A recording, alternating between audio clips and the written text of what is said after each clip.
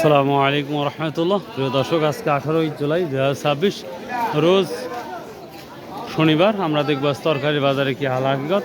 তবে তরকারি আমদানি কম, দামটা একটু বেশি হয়তো। কত করছে ভাই এখন? 1200 করে। এত আগে করেও টাকা পাচ্ছেন না নাকি? কোন কি 1200 টাকা মন বর্তমান বলতেছে। ঠিক দিচ্ছিলেন যে এত হলে দেবো 2000 টাকা ঠিক। 2000 টাকা, 1200 আর 2000 টাকা, এতে ডিফারেন্স। তো আশা করা 200 টাকা বাড়তি হতে পারে। দেখুন কত বিক্রি হচ্ছে জানা নাই, তো জেনে নেব। বাজার বেশি নাকি? কোনো মালে পাওয়া যাচ্ছে না, ডবল দাম, ডবল সব ডবল দাম।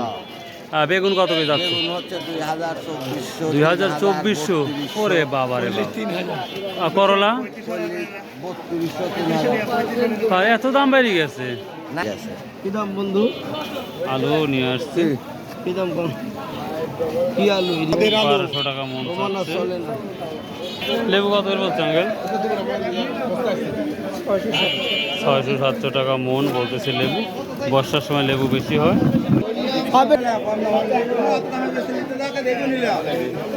করলার দাম বেশি মনে হচ্ছে। 3000-3200 টাকা করলা যাচ্ছে। পটলের কি অবস্থা দিই? পটল কত গেছে কাকা আজকে? 1000 টাকা বলতেছে। পটলের দামটা আমরা একটু বাড়তি দেখতে পাচ্ছি, অলরেডি 1000 টাকা মন বলতেছে। আর এই যে পেঁপে, এটাও 1000 টাকা বলতেছে।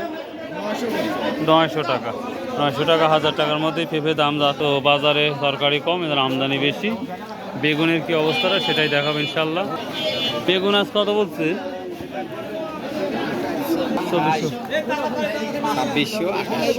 3000 টাকা তো আছে। হঠাৎ করে আবার বেগুনের দাম আমরা বেশি দেখতে পাচ্ছি, মার্শাল্লাহ খুবই বেশি, ডবল। এই লতির কি অবস্থা বার হয়? লতির দামও বাইরে গেছে।